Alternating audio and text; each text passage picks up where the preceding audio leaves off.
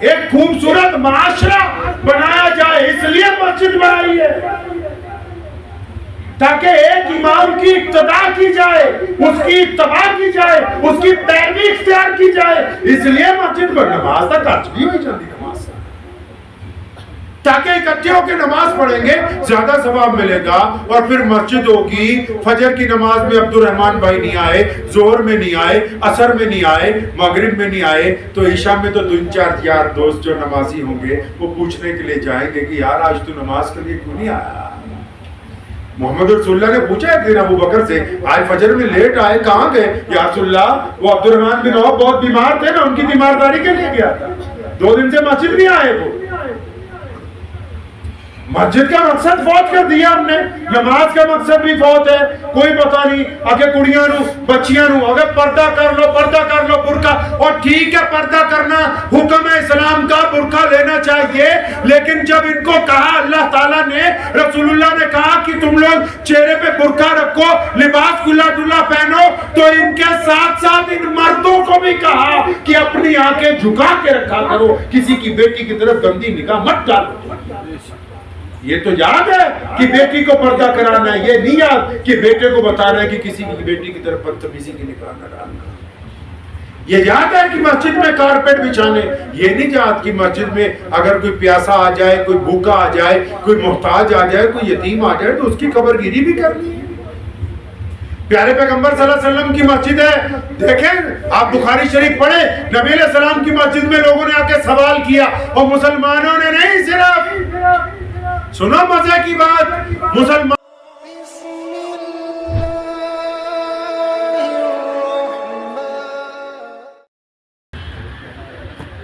بسم اللہ الرحمن الرحیم، شروع اللہ کے نام سے جو بڑا مہربان اور نہایت ہی رحم کرنے والا ہے۔ تمام حضرات درود شریف پڑھ لیجیے۔ اللہم صلی علی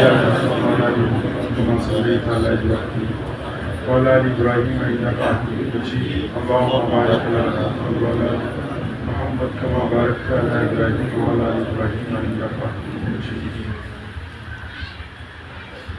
ہو لاکھوں سلام اس آقا پر صلی اللہ علیہ وسلم، ہو لاکھوں سلام اس آقا پر، ظلم لاکھوں جس نے توڑ دیے، دنیا کو دیا پیغام سکون، طوفانوں کے رخ موڑ دیے، اس محسن عالم نے دنیا میں کیا کیا نہ دیا انسانوں کو، دستور دیا، منشور دیا، نئی راہیں دی، نئے موڑ دی۔ تے کسی نے ساڈی زبان چ کہا ہے کہ جتھے میرے حضور دے قدم لگے، جتھے میرے حضور دے قدم لگے صلی اللہ علیہ وسلم، جتھے میرے حضور دے قدم لگے، اس تھان ورگی کوئی تھان نہیں ہو، تے جس دیاں قسماں عرش تے رب کھاوے، اس نام ورگا کوئی نام نہیں ہو، تے جیڑی میرے حضور دا منہ چومے، عرض کیتا ہے کہ جتھے میرے حضور دے قدم لگے، اس تھان ورگی کوئی تھان نہیں ہو، تے جس دیاں قسماں عرش تے رب کھاوے، اس نام ورگا کوئی نام نہیں ہو، تے جیڑی میرے حضور دا منہ چومے، اس ماں ورگی کوئی ماں نہیں ہو۔ چلو چلیے جالیاں ہیٹ بھئیے، وہ دی چھاں ورگی کوئی چھاں۔ پیارے پیغمبر جناب محمد صلی اللہ علیہ وسلم مکہ المکرمہ میں خانہ کعبہ سے ٹیک لگا کے بیٹھے ہوئے، ایک بندہ 4-5 دن سے پریشان پھر رہا ہے، اونٹ بیچنے کے لیے آیا تھا، تو جس بندے نے جانور خریدے وہ پیسے نہیں دیتا، لوگوں سے پوچھتا پھرتا ہے کہ کوئی میری سفارش کر دے، یہ کام میرا بن جائے۔ تو کسی نے اسے امیہ، جہاں پہ مکے کے سارے چودھری بیٹھتے تھے، امیہ، عبداللہ بن جدان، ابو لہب، عتبہ، ولید، تو ان کا پتہ بتا دیا کہ بھی یہ سارے چودھری یہاں بیٹھتے ہیں اور آپ کے پیسے اگر کسی نے مار لیے گاؤں میں تو آپ ان کے پاس چلے جاؤ، یہ آپ کے پیسے دلوا دیں گے۔ اب وہ بندہ ان لوگوں کے پاس گیا اور جا کے اس نے کہا کہ ایسا ہے کہ جناب میرے پیسے جو ہیں، اس نے جا کے کہا کہ میرے پیسے جو ہیں فلاں آدمی نے مار لیے۔ تو امیہ نے اس بندے سے یہ پوچھا کہ اللہ بھائی جس نے پیسے مارے اس کا نام کیا ہے؟ تو بندے نے انہوں دسیا کہ جناب جس بندے نے میرے اونٹ لیے پیسے نہیں دے رہا اس کا نام تو ابو جہل ہے۔ جب لوگوں نے یہ بات سنی تو جتنے چودھری بیٹھے ہوئے تھے ہنسنے لگے، اوہو اچھا ابو جہل نے تمہارے اونٹ لیے پیسے نہیں دے رہا۔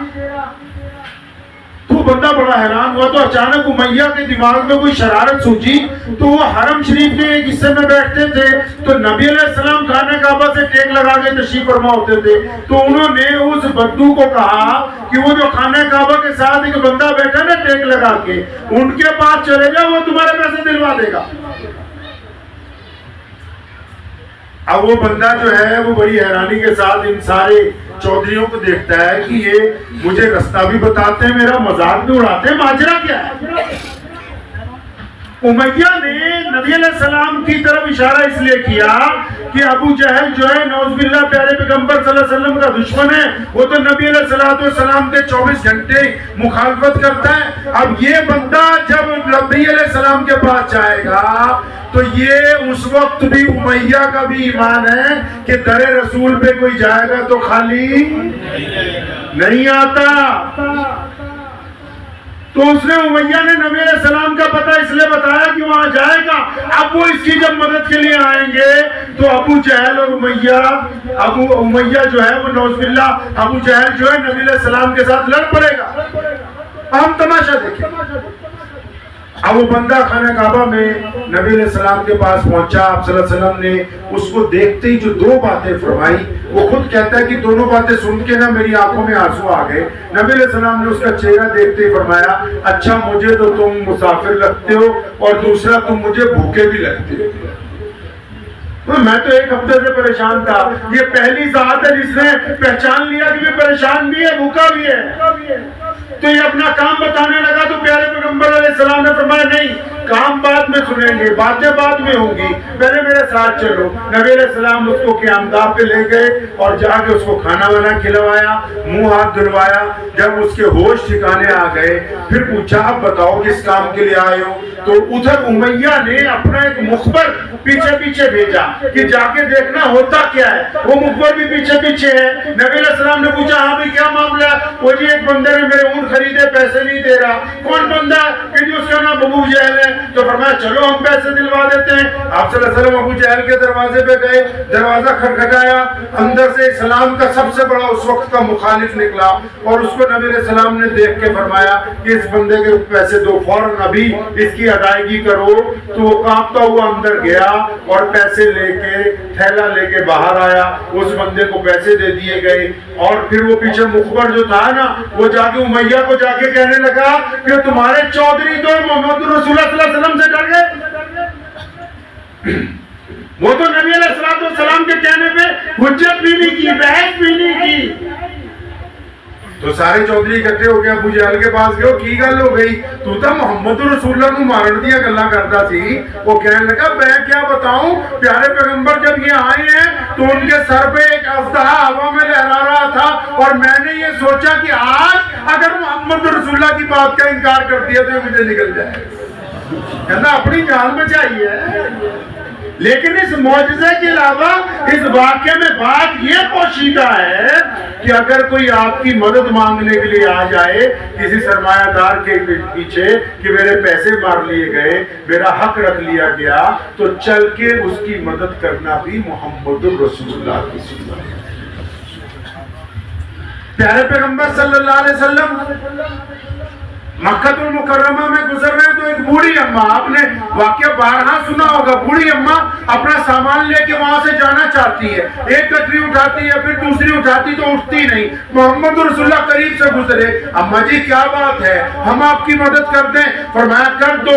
اس کا گاؤں قریب ہے مکے سے، اس کی دونوں گٹریاں نبی علیہ السلام نے اٹھا لی، وہ سارے راستے گفتگو کرتی جا رہی نبی علیہ السلام کے ساتھ، کس بات کی گفتگو کہ ایک نبی آ گئے جو ایک اللہ کی عبادت کی بات کرتے ہیں، جو لوگوں کو اپنی طرف بلاتے ہیں، اور میں نے سنا ہے کہ اگر کوئی ان کو دیکھ لے تو پھر وہ انہی کا ہو جاتا ہے، اگر کوئی ان کو دیکھ لے تو دیکھنے سے بات یاد آئی، حدیث پاک کی کتابوں میں یہ واقعہ لکھا ہے کہ سمامہ ایک بہت بڑا سردار تھا، چودھری تھا، ایک بہت بڑے علاقے کا بڑا آدمی تھا، صحابہ کرام جب اس کو پکڑ کے لائے نا مسجد نبوی میں، جب اس کو گرفتار کر لیا گیا تھا تو نبی علیہ السلام نے جب اس کو دیکھنے کے لیے پہنچے وہ پوچھا کیا حال ہے تیرا، تو اس نے چہرہ پھیر لیا، فرمایا قیدیوں کا کیا حال چال ہوتا ہے، پوچھا فرمایا میری طرف دیکھو تو صحیح، فرمایا میں نہیں دیکھتا، اس نے کہا میں نہیں دیکھتا، تو نبی علیہ السلام چلے گئے، دوسرے دن پھر آئے، وہ پوچھا کیا حال چال ہے، پھر اسی میں وہی اکڑ تھی،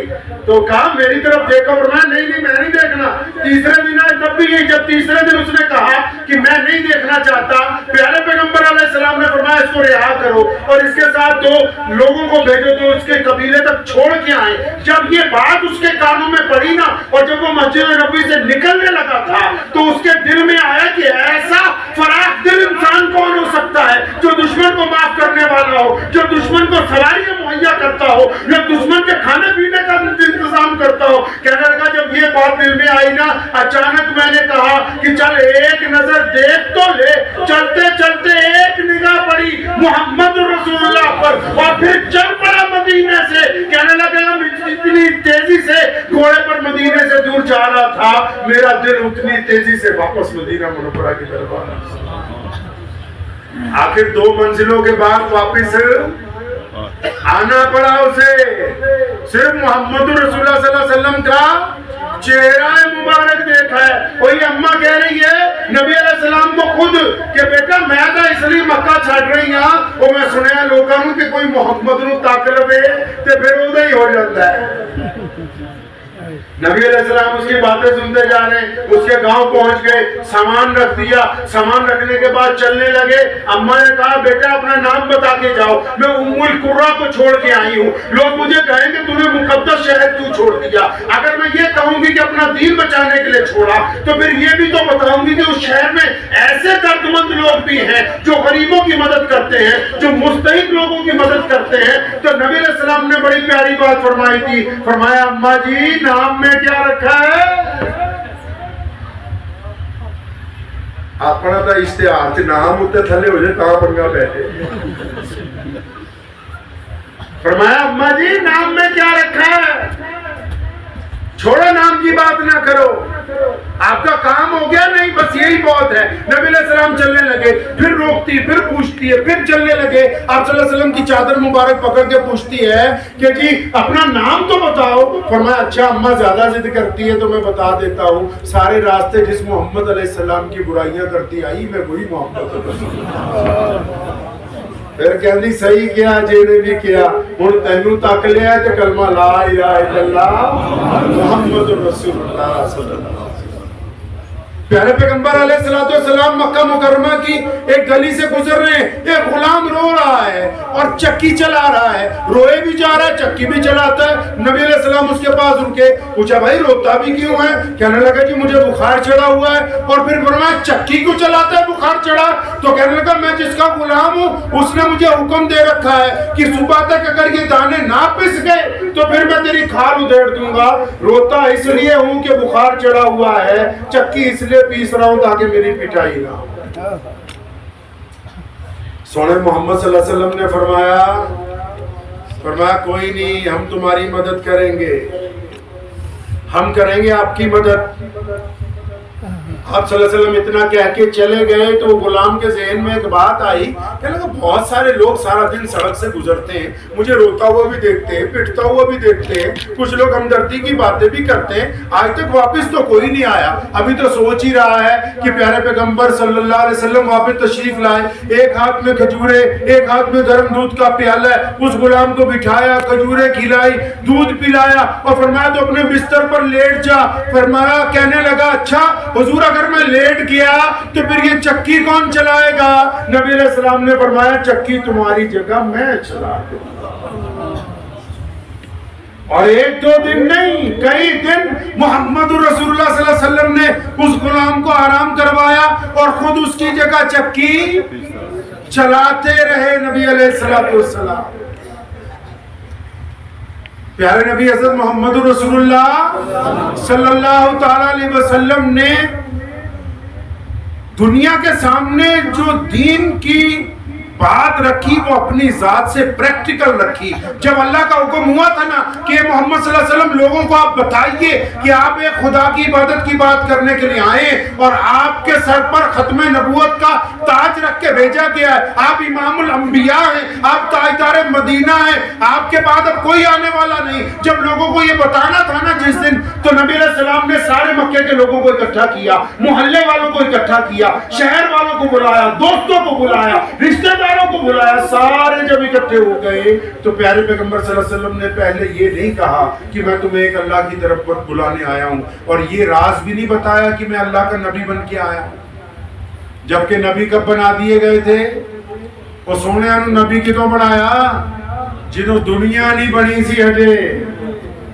پیارے پیغمبر علیہ السلام نے صرف ختم نبوت کا تاج کتوں سجایا جنہوں دنیا ہجے بنی نہیں سی، لیکن جس دن بتانا تھا لوگوں کو نبی علیہ السلام نے، آپ قربان جائیں نبی علیہ السلام نے کیا طریقہ اختیار کیا ہے۔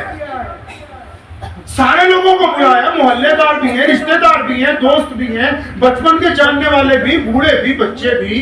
سب سے بڑا پیارا سا سوال کیا نبی علیہ السلام نے، سب کو پوچھا کہ مکے کے لوگوں یہ بتاؤ کہ تمہارا میں محمد کے بارے میں کیا خیال ہے؟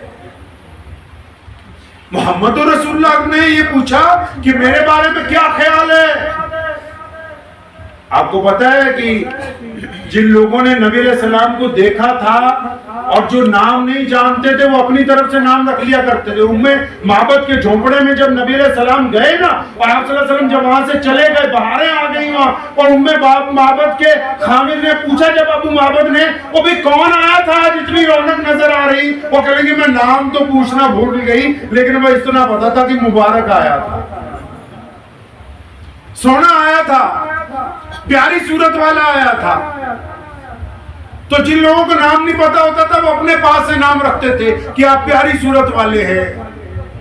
تو سارے مکے کے لوگوں نے کھڑے ہو کے نبی علیہ السلام کی سیرت بیان کرنی شروع کی۔ اس دن جس دن پہلے دن اعلان توحید ہونا ہے، لوگ کیا کہہ رہے ہیں؟ کوئی اٹھ کے کہہ رہا ہے کہ محمد صلی اللہ علیہ وسلم آپ جیسا تو دیانتدار کوئی نہیں، کوئی اٹھ کے کہتا ہے کہ آپ جیسی شرم و حیا کسی میں نہیں، کوئی اٹھ کے کہتا ہے غریبوں کو آپ سے زیادہ کھانا کھلانے والا کوئی نہیں، کوئی اٹھ کے کہتا ہے کہ بیٹیوں کو آپ سے زیادہ عزت دینے والا کوئی نہیں، کوئی اٹھ کے کہتا ہے آپ سے زیادہ امانت رکھنے والا کوئی نہیں۔ جب سب نے گارنٹی دے دی تب پیارے پیغمبر علیہ السلام نے فرمایا کہ میں تمہیں ایک رب کی عبادت کی طرف بلاتا ہوں، میں اللہ کا رسول بن کے آیا ہوں۔ پتہ یہ لگا کہ قیامت تک کے لیے مولویوں کے لیے، قیامت تک کے لیے کاروباریوں کے لیے، قیامت تک افسران کے لیے، قیامت تک عام لوگوں کے لیے، قیامت تک دانشوروں کے لیے اپنی بات رکھنے سے پہلے ان کا کردار گارنٹی بنے گا۔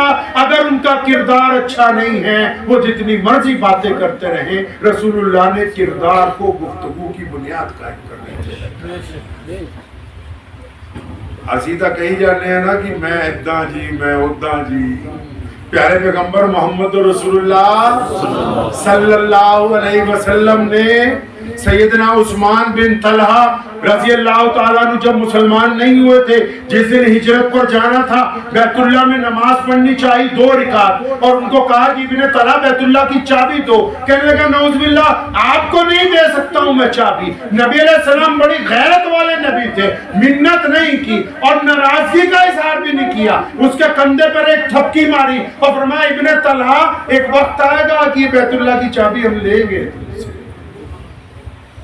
اور جس دن فتح مکہ پہ چابی لی ہے عثمان بن طلحہ کو بلایا گیا تو نبی علیہ السلام نے جب ان سے چابی لی، چابی لینے کے بعد جب بیت اللہ میں نماز پڑھی، نماز پڑھنے کے بعد جب چابی واپس کی تو عثمان بن طلحہ کہتے ہیں محمد رسول اللہ نے ایک چھوٹا سا تانا بھی نہیں مارا بلکہ الٹا یہ فرما دیا کہ یہ چابی قیامت تک کے لیے تمہاری نسل میں باقی رہے گی۔ یہ نبی علیہ السلام کا کردار ہے کہ جب طاقت میں نہیں تھے تب بھی انہوں نے ناراضگی کا اظہار نہیں کیا، اور جب اللہ نے بے انتہا طاقت دی تب بھی رحمت کا اظہار کیا۔ پیارے پیغمبر جناب محمد صلی اللہ تعالی علیہ وسلم مدینہ المنورہ میں ہیں تو نبی علیہ السلام کو ایک پگلی عورت نے آ کے کہا، سدری عورت، ہمارے ہاں بھی تو گاؤں دیہات میں کتنے لوگ ہوتے ہیں جن کا دماغ مکمل کام نہیں کرتا۔ اس نے کہا یا رسول اللہ ادھر آؤ میری گال سنو۔ پیارے پیغمبر علیہ السلام اس کی بات سننے کے لیے اس کے پاس گئے، کہ یا رسول اللہ تھوڑا آگے نو آؤ سائڈ دے گل کرانگے۔ نبی علیہ السلام اور تھوڑا سا آگے کو چلے گئے، ریت پر بیٹھ گئی، کہ کالی کملی والے یہاں بیٹھو میرے پاس۔ پیارے پیغمبر زمین پر اس کے پاس بیٹھ گئے، کہ یا رسول اللہ میں جب مدینہ کی گلیوں میں پھرتی ہوں نا یہ بچے پیچھے پیچھے تنگ کرتے، ان کو حکم دیجئے کہ مجھے تنگ نہ کیا کرے۔ نبی علیہ السلام نے حکم جاری کیا کہ اس صدیق کو کوئی تنگ نہ کیا کرے، اور بہت دیر باتیں کرتی رہی۔ جب وہ چلی گئی صحابہ نے عرض کی بڑے ادب سے یا رسول اللہ آپ کو بتا دیں کہ یہ صدری ہے، اس کا ذہن مکمل نہیں ہے، اس کا دماغ مکمل کام نہیں کرتا۔ قربان جاؤ محمد رسول اللہ نے فرمایا تھا، اور فرمایا مجھے بھی پتا یہ صدری ہے، سارا مدینہ اس کی نہیں سنتا، میں بھی نہیں سنوں گا تو پھر کون سنے۔ پتہ لگا کہ اگر ہمارے گاؤں میں کوئی سدرا ہو، ہمارے گاؤں میں کوئی مظلوم ہو، ہمارے گاؤں میں کوئی محتاج ہو تو اس کی بات سننا محمد رسول اللہ کی سنت ہے۔ پیارے پیغمبر محمد رسول اللہ مسجد نبوی میں تشریف رکھتے ہیں، اور نبی علیہ السلام کے مسجد نبوی میں تشریف کے دوران ایک بوڑھی عورت دروازے پر آئی ہے ابھی، اور اس کے کپڑے کوئی بادشاہوں کی طرح نہیں ہے، وہ دیکھنے میں کسی بہت بڑے رئیس خاندان کی نہیں لگتی۔ محمد رسول اللہ نے دیکھا اس بوڑھیا کو، دوڑ کے اس کے قریب گئے، اس نے کندھے پہ ہاتھ رکھ کے پوچھا بیٹا کیا حال ہے؟ پیارے پیغمبر کی آنکھوں میں آنسو، ابو بکر کو بلایا، عمر عثمان حضرت مولا علی کرم اللہ وجہ کو، سب کو، بلال کو، جلدی آؤ، کیا بات ہو گئی یا رسول اللہ؟ اس بوڑھیا میں کیا خاصیت ہے؟ پیارے پیغمبر علیہ السلام نے اپنی چادر رحمت والی اتاری۔ کون سی چادر؟ جس کو جبریل امین بوسہ دینا اپنے لیے عزت کی بات سمجھتے ہیں، وہ چادر بچھائی گئی، مسمہ کو اس پہ بٹھایا گیا۔ لوگوں نے پوچھا یا رسول اللہ کون ہے؟ فرمایا تم نے پہچانا نہیں، یہ میری ماں دائی حلیمہ ہے۔ اور مسلمانوں محمد رسول اللہ کو جس ماں نے جنم نہیں دیا صرف دودھ پلایا ہے، اس کی اتنی عظمت ہے کہ نبی نے اپنی چادر بچھائی تاکہ قیامت تک کے انسانوں کو یہ بتا دیں کہ جب ماں باپ سامنے آ جائیں تو ان کا ادب کیا جائے، ان کا اکرام کیا جائے، کیونکہ محمد رسول اللہ ایسا ہے۔ فتح مکہ کے بعد جب مدینہ گئے تھے نا نبی علیہ السلام، اور مدینہ منورہ میں فتح مکہ کے بعد پورے عرب میں بہاریں آ گئی تھی، جوک در جوک لوگ ایمان قبول کر رہے تھے۔ نبی علیہ السلام کھڑے ہوئے نماز پڑھانے کے لیے کھچا کھچ مسجدیں بھری ہوئی تھی، تو نبی علیہ السلام نے اس تاریخی موقع پر پلٹ کے سیدنا بلال کو کہا تھا جب وہ تکبیر کہہ چکے تھے، اور فرمایا بلال میرا دل چاہتا ہے کہ میرے ابو یا میری ماں یہ دونوں آج زندہ ہوتے، اور فرمایا اگر ایک دونوں نہ ہوتے تو کم از کم میری ماں ہوتی، اور فرمایا کہ میں مسجد میں تکبیر ہو جاتی، میں مصلی پر آ جاتا، اور میری اماں جی کو مجھ سے کوئی کام پڑ جاتا، اور وہ میرے حجرے سے میری اماں مجھے آواز دیتی کہ محمد، تو فرمایا میں نماز چھوڑ کے نہ پہلے اپنی ماں کے پاس۔ پیارے پیغمبر جناب محمد رسول اللہ صلی اللہ علیہ وسلم کہیں پر خیمہ زن ہیں، ایک عورت آئی ہے باہر، اور اس عورت نے آ کے صحابہ کے نیزے دائیں بائیں کر دیے۔ انہوں نے پوچھا کیوں آگے جانا چاہتی ہو؟ کہنے لگا میں محمد رسول اللہ کی بہن ہوں۔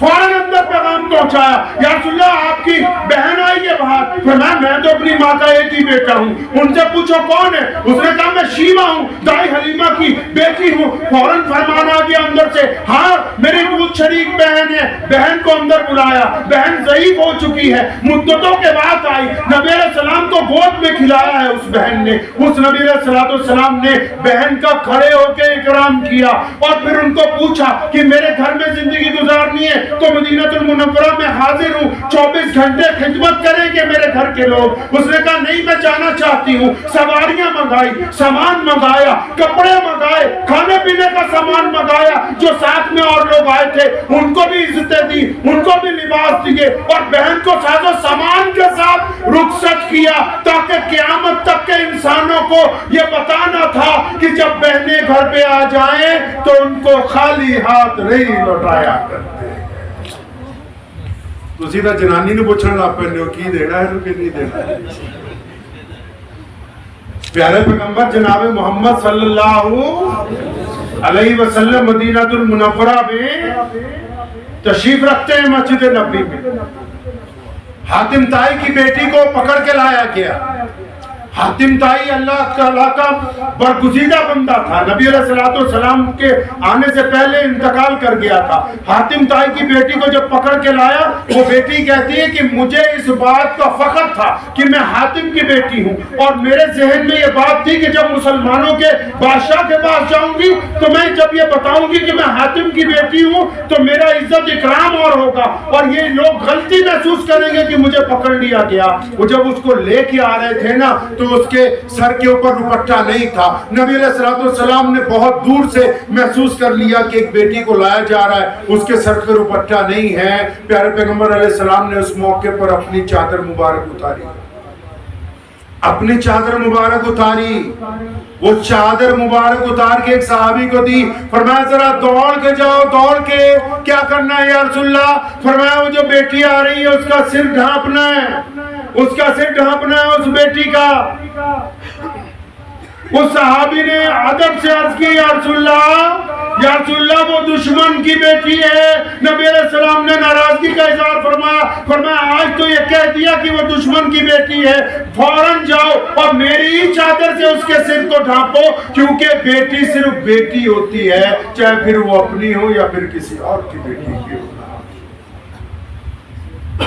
پیارے پیغمبر جناب محمد صلی اللہ تعالی علیہ وسلم کے پاس جب حاتم کی بیٹی قریب آئی اور جب اس کے سر پر رحمت والی چادر رکھی گئی، وہ کہنے لگی میرے خیالات بدل گئے، میں یہ سمجھ کے آئی تھی کہ ناراضگی کا اظہار کروں گی، میں جا کے کوئی ایسی باتیں کروں گی کہ نعوذ باللہ آگے سے جواب نہیں آئے گا، تو کہنے لگی کہ میرا تو ذہن گھوم گیا اور میرے دل نے کہا کہ حاتم کی بیٹی یہ جو سامنے بیٹھے ہیں یہ زمین کے بادشاہ نہیں ہے، یہ دنیا کے انسانوں کے دلوں کے بادشاہ ہیں۔ اور پھر اس نے گھر جا کے واپس اپنے بھائی کو جناب عدی کو جا کے کہا، کہنے لگی عدی تمہارے غلط فہمی ہو گئی کہ تم سمجھتے ہو کہ مدینے والے آقا جو ہیں وہ سلطنت بنانے کے لیے آئے ہیں۔ فرمایا میں تو دیکھ کے آئی ہوں مدینے والے آقا جو ہیں وہ دلوں کے شہنشاہ ہیں، ایک دفعہ ملو تو صحیح جا کے۔ تو عدی نے عجیب بات کی، عدی کہنے لگا تھا تو وہ بھی حاتم طائی کا بیٹا نا، کہنے لگا اچھا لوگ ان سے مسجد میں ملتے ہیں، میں تو چاہتا ہوں ان کے پاس گھر پہ جا کے ملوں گا تاکہ یہ دیکھوں گھر کیسا ہے، رہن سہن کیسا ہے، ان کا اندر کا معاملہ کیسا ہے، تاکہ میں اندازہ لگا سکوں کہ وہ ہیں کیسے۔ تو جب عدی کہتے ہیں کہ جب میں مسجد نبی صلی اللہ علیہ وسلم میں پہنچا نا، مسجد نبی صلی اللہ علیہ وسلم میں پہنچا، آپ صلی اللہ علیہ وسلم نے دیکھتے ہی کہا عدی آجا یار تیرا انتظار تھا۔ فرمایا میں تو ہل گیا کہ محمد رسول اللہ نے میرا نام بھی بتائی۔ فرمایا اچھا چل تیرے ساتھ گھر پہ بات ہوگی۔ فرمایا مجھے دوسرا جھٹکا لگ گیا کہ یہ بھی جانتے ہیں کہ میں گھر دیکھنا چاہتا ہوں۔ فرمایا جب گھر پہ پہنچے تو چھوٹا سا ایک کمرہ ہے جس میں ایک حصہ ازواج مطہرات کے لیے رکھا گیا، ایک حصہ مہمان خانے کے طور پر ہے، کھجور کی چھت ہے، کھجور کی چٹائی ہے۔ نبی علیہ السلام نے کھجوریں پیش کی، دودھ پلایا، کچھ دیر میٹنگ ہوئی، گفتگو ہوئی، پھر کہنے لگے کہ اچھا وقت ختم ہو گیا، اب آپ تشریف لے جائیے۔ تو حضرت عدی بن حاتم طائی رضی اللہ عنہ نے فرمایا تھا یا رسول اللہ آیا تو واپس جانے کے لیے تھا، لیکن اب آپ کو دیکھ لیا اب واپس نہیں جا سکتا، اب نہیں میرا واپس جانے کا ارادہ۔ پیارے پیغمبر جناب محمد صلی اللہ تعالیٰ علیہ وسلم کی ذات گرامی نبی علیہ السلام کی جو زندگی جس دن بیت اللہ شریف میں داخل ہوئے 10 سال کے بعد، اور جب بیت اللہ کے صحن میں ابو بکر رضی اللہ تعالیٰ عنہ موجود تھے، سیدنا عمر خطاب رضی اللہ تعالیٰ عنہ موجود، عثمان ذی النورین رضی اللہ تعالیٰ عنہ موجود، مولا علی کرم اللہ وہاں پہ موجود، ابو عبیدہ بن جراح رضی اللہ تعالیٰ وہاں موجود، خالد بن ولید رضی اللہ تعالیٰ وہاں موجود، جناب عباس رضی اللہ تعالیٰ عنہ وہاں پر موجود، سارے جید صحابہ، بڑے بڑے چودھری وہاں پہ موجود تھے۔ نبی علیہ السلام نے لوگوں کے جھرمٹ میں ایک بات کہی تھی، وہ فرمایا میرا بلال کہاں ہے بھائی، اور میرا بلال کہاں ہے؟ لوگ پریشان ہو گئے، وہ بلال کو ڈھونڈو، بلال کون ہے؟ بلال غلام ہے، بلال حبشی ہے، بلال کالا ہے۔ وہ پوچھا یا رسول اللہ بلال کی کیا ضرورت پڑ گئی؟ بلال دوڑے ہوئے آئے، کسی نے کہا یا رسول اللہ وہ سمجھ گیا کہ آج کیا ہونے والا ہے، یا رسول اللہ کان میں کہا یا رسول اللہ بلال سے اذان مت دلوائیے گا، قریش مکہ کی رئیس عزت بھی آج ختم ہو گئی ہے۔ یہ بڑے بڑے چودھریوں کا آج ناک مٹی میں مل گیا، اگر بلال جیسا غلام بیت اللہ کی چھت پر چڑھے گا تو ان کی رئیسائی بھی ختم ہوئی۔ نبی علیہ السلام نے پھر ناراضگی کا اظہار فرمایا چپ ہو جاؤ، میرے دین کے لیے اگر مار کھانی ہو تو بلال کھائے، اور فتح مکہ کے موقع پر اگر کوئی اذان دے گا تو میرا بلال دے گا۔ تو پھر بلال چڑھے بیت اللہ کی چھت پہ۔ بلال رضی اللہ تعالیٰ عنہ کہاں چڑھے جی؟ بلال کو جانتے ہیں نا آپ کون ہیں؟ بلال فرماتے ہیں کہ جب میں بیت اللہ کی منڈیر پکڑ کے چڑھنے لگا تو میں رو رہا تھا، اور مجھے وہ دن یاد آئے 20 سال پہلے کے کہ بلال تیرا بھی دل چاہتا تھا کہ بیت اللہ میں جاؤں، اور جب تو کبھی اس چوکھٹ پہ آیا امیہ نے تجھے اتنا مارا کہ تو بے ہوش ہو گیا، پھر تو آیا تو ابو جہل نے مارا، کبھی عتبہ نے مارا، کبھی ولید نے مارا، کبھی عبداللہ بن جنان نے مارا، کبھی ابو لہب کے بیٹے تجھے پیٹتے رہے۔ وہ کیوں مارتے تھے؟ کہتے تھے تو کالا ہے، تیری ذات بڑی نیچی ہے، تیرا رنگ بڑا سیاہ ہے، تو ہم میں سے نہیں ہے، تو اونچے خاندان کا نہیں، تو اندر نہیں جا سکتا عبادت کے لیے۔ فرمایا جب میں بیت اللہ کی چھت پہ چڑھ رہا تھا میرے دل میں خیال آیا بلال تو غلام ہے، تو حبشی ہے، تو کالا ہے، تجھے تو مکے کے لوگوں نے کبھی تسلیم نہیں کیا، آج ایسا کیا ہو گیا کہ سارے نیچے کھڑے ہیں، سب چودھری نیچے کھڑے، تو بیت اللہ کی چھت پہ چڑھ رہا ہے۔ فرمایا میرے دل نے مجھے کہا، اور میں نے پیارے نبی علیہ السلام کی طرف دیکھا، اور میرے دل نے مجھے کہا بلال یہ جو رسول اللہ سے وفاداری ہے نا یہ اس کا نتیجہ ہے، یہ جو رسول اللہ کی اطاعت ہے نا یہ اس کا نتیجہ ہے کہ آج سارے تھلے بلال اوپر۔ اور پھر بلال نے کیا کیا بیت اللہ کی چھت پہ چڑھ کے؟ سیدنا بلال رضی اللہ تعالیٰ نے کی تاجی بیت اللہ کی چھت پہ چڑھ کے کمال ہی کر دیا۔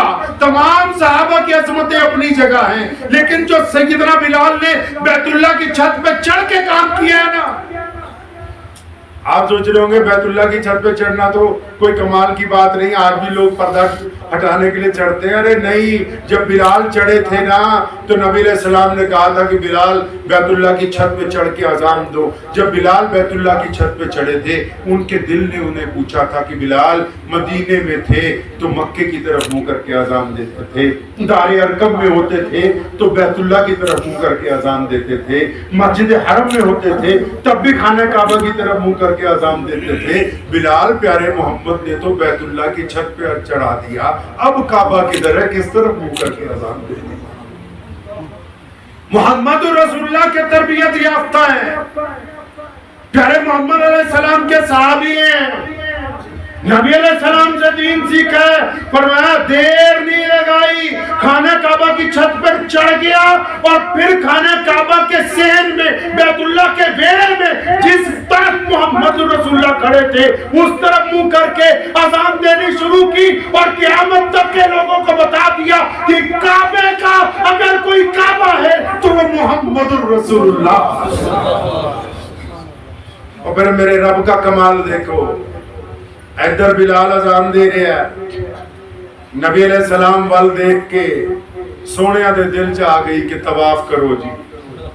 پیارے پیغمبر اذان کے دوران طواف کرنے لگے، بلال کا کعبہ گھوم رہا ہے، بلال بھی اذان دیتا دیتا گھوم رہا ہے۔ قیامت تک کے مسلمانوں کو بتانا تھا کہ قادیانی آ جائے یا دنیا کا کوئی بھی حرفن مولا بن کے آ جائے، جانا ادھر ہی ہے جدھر محمد رسول اللہ جا رہے ہیں، ان کی پیروی کے علاوہ قیامت تک مسلمانوں کے لیے کوئی اور راستہ اختیار نہیں کیا جائے گا۔ بلال اس وقت تک گھومتے رہے جب تک محمد رسول اللہ کا طواف پورا نہیں ہوا۔ کیوں؟ کیونکہ کعبے کی سند محمد الرسول اللہ ہے۔ ہمیں تو پتہ نہیں تھا کہ کعبہ کعبہ ہے، ہمیں تو نہیں پتا تھا کہ اس طرح منہ کر کے نماز پڑھنی چاہیے۔ کعبے کی سند محمد الرسول اللہ، قرآن پاک کی سند محمد الرسول اللہ، ایمان کی سند محمد الرسول اللہ، مسجد کی سند محمد الرسول اللہ۔ اور اگر کسی کا نعوذ باللہ ایمان ہل جائے محمد الرسول اللہ سے، پھر وہ جڈا وردہ پروفیسر مولوی بنتا رہے، اس کے پلے کچھ بھی باقی نہیں اگر محمد الرسول اللہ کی اطاعت باقی نہیں۔ اگر محمد رسول اللہ کی اطاعت باقی نہیں تو پھر کچھ بھی باقی نہیں۔ پیارے پیغمبر جناب محمد صلی اللہ تعالی علیہ وسلم نے فتح مکہ کے موقع پر ایک اور کام کیا۔ سیرت النبی علیہ السلام کے واقعات اکثر اس لیے سناتا ہوں کیونکہ آج کل ہم لوگ ہو گئے ہیں زیادہ تر فتوے والے مسلمان، ہے نہیں بھائی؟ سویرے ایک فتوا دئی دا، دوپہر نو دوجا، شامی تیجا۔ اچھا کمال دی گل ہے، اگر بیمار ہو جائیں آپ، ہے جی مفتی صاحب تشریف فرمائیں، اگر آپ بیمار ہو جائیں تو دوائی لینے کے لیے بولیں گے کہ MBBS ڈاکٹر ہونا چاہیے۔ بیمار ہو جائیں تو کہتے ہیں اچھا اسپتال ہو، چاہے سری نگر جائیں، لدھیانہ جائیں، دلی علاج کرانے کے لیے۔ بیمار ہو جائے تو ڈاکٹر اچھا چاہیے۔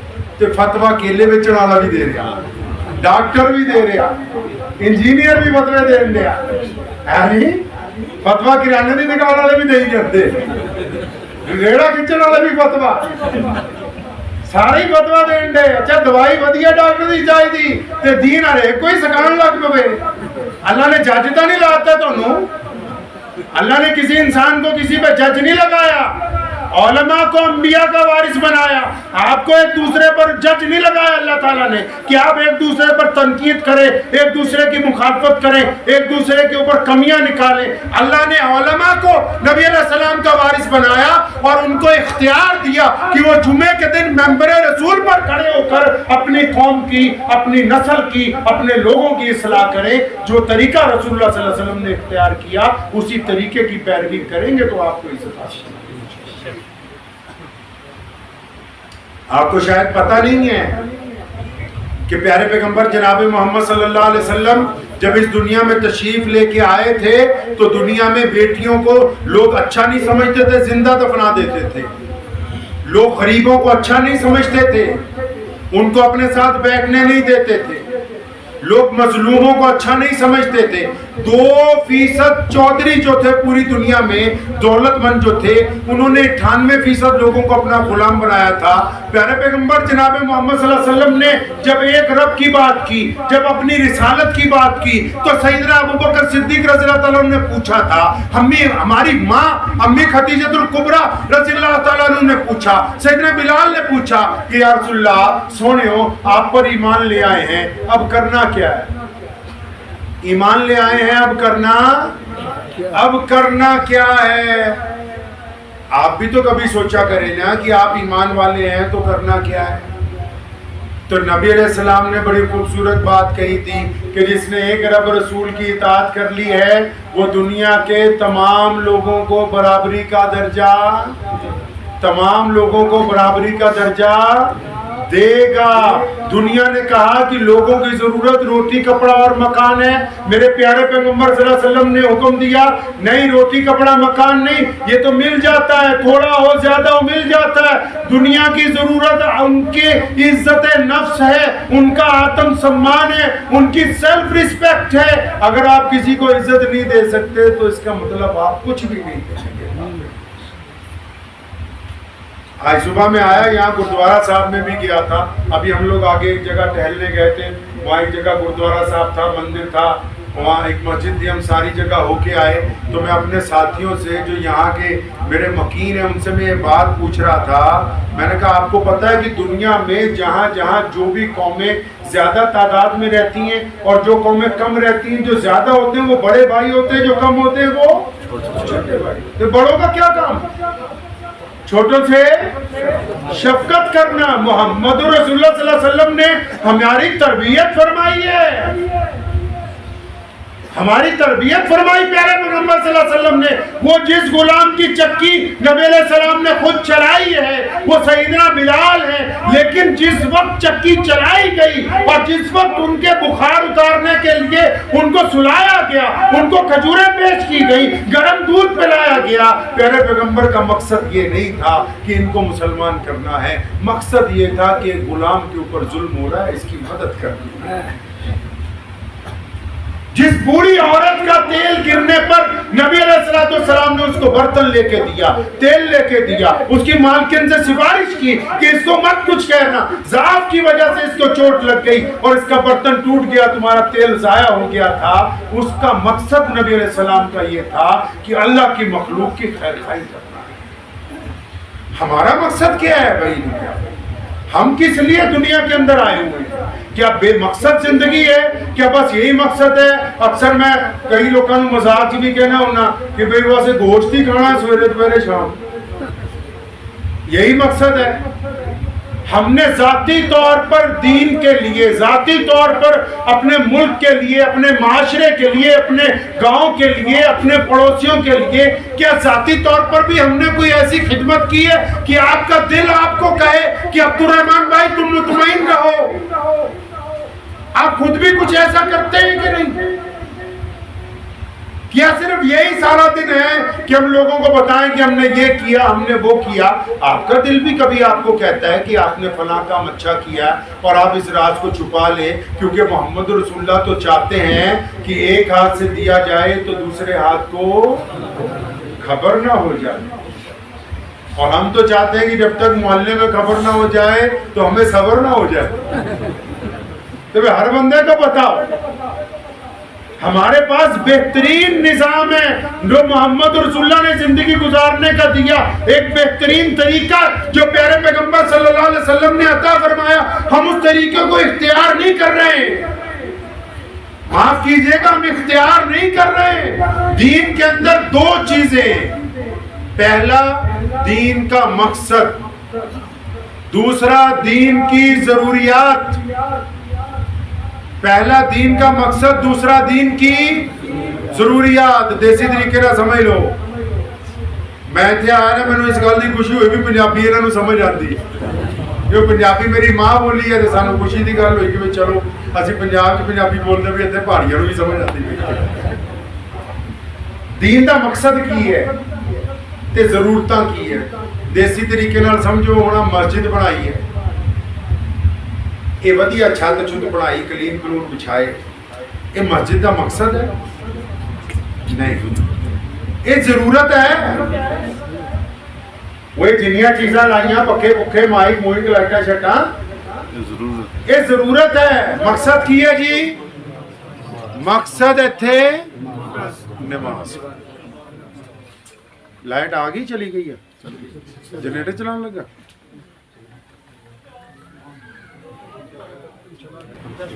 ٹھیک, تو میں عرض یہ کر رہا تھا کہ دو چیزیں ہمارے دین میں, ایک دین کا مقصد, ایک دین کی ضروریات. اس پر آپ کو ایک چھوٹا سا علمی لطیفہ میری زندگی میں بن گیا تھا, وہ آپ کو سناتا ہوں. ہم لوگ پڑھنے کے لیے گئے جب سہارنپور, تو وہاں کچھ لوگ مجھے ملے، تو اس وقت میری عمر 15-16 سال تھی، اسی پنجاب تو گئے سی، تو انہوں نے مجھے کہا، کہنے لگے مولانا صاحب آپ کا پائجامہ بہت نیچے ہے، آپ جہنم میں جاؤ گے۔ اس کو بات صحیح ہے غلط ہے بھائی؟ ایتھے بھی سارے تبلیغی بات والی ہے، گل صحیح ہے نہیں؟ صحیح ہے۔ فتویٰ تو ماشاءاللہ ساری دے دیتے، میں پہلے بتایا۔ تو بات تو ان کی بالکل ٹھیک تھی، لیکن جب میں چھٹی پہ گھر آیا تو میں نے اپنے ابا جی مرحوم شیر اسلام مولانا حبیب الرحمن ثانی لدھیانوی رحمۃ اللہ علیہ کو فرمایا، میں کہا ابو جی آپ تو ساری زندگی ہمیں یہ کہتے رہے کہ ماں کے پیروں کے نیچے جنت ہے جی، اب انہوں نے ہمیں بتایا ہے کہ یہ پجامہ اونچا ہوگا تو جنت ہے، نیچے ہو جائے گا دے۔ بات صحیح ہے نہیں بھائی؟ پجامہ اگر اونچا ہو جائے گا تو بولو نا بھائی، نیچے تو جہنم۔ کیوں؟ چل صاحب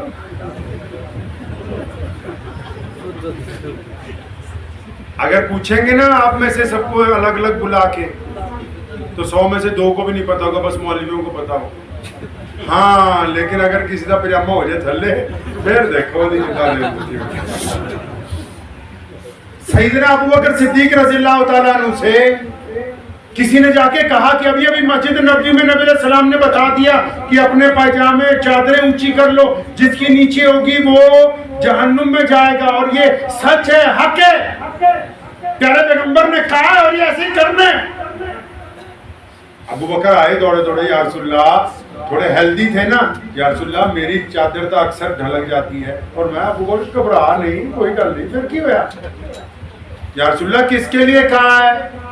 فرمایا اس کے لیے کہا ہے، اس لیے پاجامہ اونچا کروایا ہے کیونکہ جو مسلمان لا الہ الا اللہ محمد رسول اللہ کا کلمہ پڑھتے ہیں اور اس کے بعد پھر وہ اکڑ کے چلتے ہیں، غریب کے سلام کا جواب نہیں دیتے، ماں باپ سے بدتمیزی کرتے ہیں، بیوی کے منہ پہ تھپڑ مارتے ہیں، پڑوسیوں کے ساتھ ظلم کرتے ہیں، ان کی اکڑ نکل جائے، گردن جھک جائے کہ میرے کپڑے اونچے ہیں، ان میں شرم و حیا پیدا ہو جائے۔ اب اس مسئلے کو ایسے سمجھ لیجئے کہ میرے جیسا کوئی مولوی ہو، پاجامہ ٹکنوں سے اونچا ہو، پگڑی شگڑی بھی باندھ رکھی ہو، پورا ودیا ٹینشن ہوئے، مولوی دیکھنو ودیا تے غریب دے سلام دا جواب نہ دندہ ہوئے، ماں باپ نال بدتمیزی کردا ہوئے، جنانی دے رفڑ ماردا ہوئے، اپنے بچیاں نو گالاں کڈدا ہوئے، پڑوسیاں نال اودی سلام دعا نہیں ہوندے، تے پھر یہ بیوقوف پاجامہ گٹیاں دی بجائے گوڈیاں تے بھی کر لوے نا تے سلام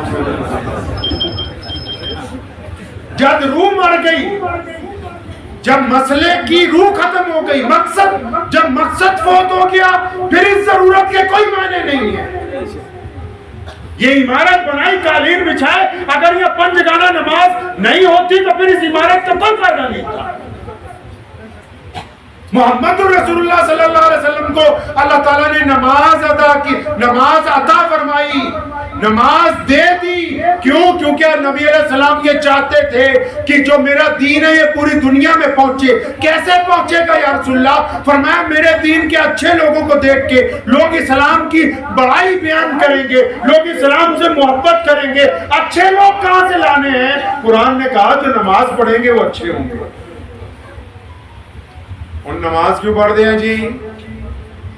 نماز کیوں پڑھتے ہیں ہم لوگ؟ بتائیے نماز کس لیے پڑھتے ہیں؟ اللہ کا حکم ہے۔ تنخواہ اتنے بھی مولویوں کی گھٹ ہی لگ رہی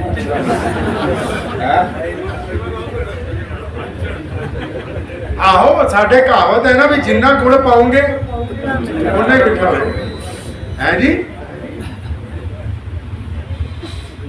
نماز کیوں پڑھتے ہیں جی؟ اللہ کا حکم ہے۔ اور کچھ؟ اب مفتی صاحب بیٹھے، قرآن شریف سے نہیں اجے کتنے لکھے ہوئے۔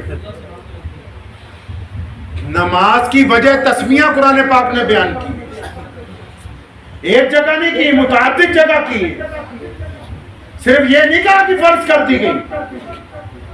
نماز کی وجہ تسمیہ۔ آپ دیکھو ہماری عمریں کتنی ہو گئی، ہم لوگ نماز میں آپس میں کس طرح ایک دوسرے سے بحث کرتے ہیں کہ وہ تیرا پجامہ ٹھیک نہیں، تم صحیح طرح نیت نہیں باندھ رہے، یہ نہیں وہ نہیں. ان سے پوچھو اپنے بزرگوں سے، اگر ایتھے نیت باندھ لئیے تو نماز ہو جائے گی.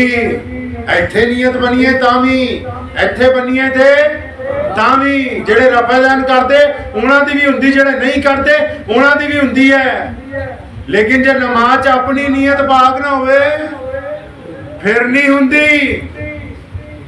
نماز کیوں فرض کی گئی ہے پتہ ہی نہیں ہے. ہاں نماز فرض ہے پتہ. قرآن پاک نے کہا نماز اس لیے فرض کی گئی تاکہ آپ گندی باتیں کرنی چھوڑ دیں، اچھی باتیں کرنے لگیں. پھر قرآن نے کہا نماز اس لیے فرض کی گئی تاکہ آپ متقی بن جائیں. پھر قرآن نے کہا نماز اس لیے فرض کی گئی تاکہ آپ غریب کے منہ میں کھانا ڈالیں. آجی تک کہا جی بس نماز فرض ہے. پتہ ہی نہیں کہ نماز کیوں فرض ہے. اندازہ لگائیے پتہ ہی نہیں نماز کیوں فرض ہے. کیونکہ ہمارے پاس فرصت ہی نہیں. نہ سیرت پڑھنے کی فرصت ہے، نہ قرآن پاک کی تفسیر پڑھنے کی فرصت ہے. ہم تو 24 گھنٹے چکر میں لگے. آپ مولوی نو کٹو تے دوجا لے آؤ، آپ پردھان لاؤ تے نواں لا لیو. وہ کٹو کٹ ایک دا لڑتا پھڑ لو تو دین دا سمجھا ہے. تو آپ کو اس پہ ہنسی آ رہی، لیکن یہ دکھ کی بات ہے کہ ہمیں یہ پتہ ہی نہیں کہ نماز پڑھتے کیوں ہیں، نماز فرض کیوں کی گئی. سنو نماز اس لیے فرض کی گئی تاکہ ہماری زبان سے گالی نہ نکلے، تاکہ ہم کسی کی بیٹی کی طرف گندی نگاہ نہ ڈالیں، تاکہ ہم کسی کا مال ہڑپ نہ کریں، تاکہ ہم اپنے پڑوسی پر ظلم نہ کریں، تاکہ ہم اپنے بہنوں کا حق نہ کھا جائیں، تاکہ ہم اپنی بیوی سے بدتمیزی نہ کریں، تاکہ ہم اپنے بچوں پر ظلم نہ کریں، تاکہ ہم اپنے کاروبار میں بدقیامتی نہ کریں. اگر آپ کی نماز آپ کو گناہوں سے، آپ کو بدماشی سے، آپ کو عیاشی سے نہیں روک رہی تو پھر آپ ایک صرف رسم ادا کر رہے ہیں، نماز ادا نہیں کر رہے. مسجد کاتے بنائی سی ہے جی مولویاں دی تنخواہ بتا دو، شرافت نہ سن لو. کٹو کٹ 50,000 تا ہوئے. ہوں تو انہوں نے صدمہ لگ جانا دو. مولوی نے نہیں مینوں کسی نے کیا آج تک. اے دسو جڑے سرکاری ایتھے بڑے بڑے ڈپارٹمنٹاں چ ملازم نے، کوئی ہینڈی کرافٹ چ، کوئی سول چ، کوئی کتے کی، ہوں 50,000 تو گھٹ ہے کسی دی تنخواہ ہے. تے نماز پڑھانے والا شرم ہے نہیں. تھوڑی کٹوری چ پانی لے کے کوشش کرو جے ڈبکی لگ جائے تے. یہ بنا مذاق کے کہہ رہا ہوں میں آپ سے. جن سے دین سیکھنا ہے ان کو آپ نے پریشان رکھا. اور جب وہ بے پرواہ ہوں گے اپنی زندگی سے تب وہ یہ باتیں، یہ گفتگو آپ سے روزانہ کریں گے.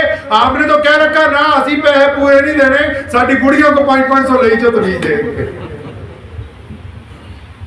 کچھ تو خیال کریں کہ دین کا نظام آپ کیسے چلا رہے ہیں.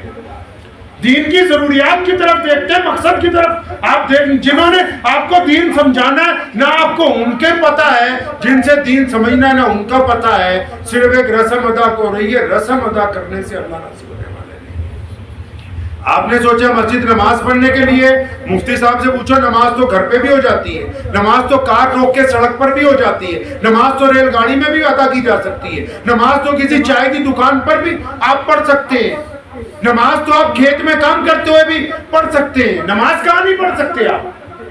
مسجد کیوں بنائی ہے؟ پیارے پیغمبر صلی اللہ علیہ وسلم نے کہا مسجد بنائی اس لیے ہے تاکہ ہم لوگ اکٹھے ہو کے نماز پڑھیں گے. یا رسول اللہ اکٹھے کیوں ہونا ہے؟ فرمایا تاکہ کندھے سے کندھا جوڑ کے کھڑے ہوں گے. پیارے پیغمبر صلی اللہ علیہ وسلم سے پوچھا گیا سونیا کندھے سے کندھا کیوں جوڑنا ہے؟ فرمایا تاکہ تمہارے دل آپس میں جڑ جائیں،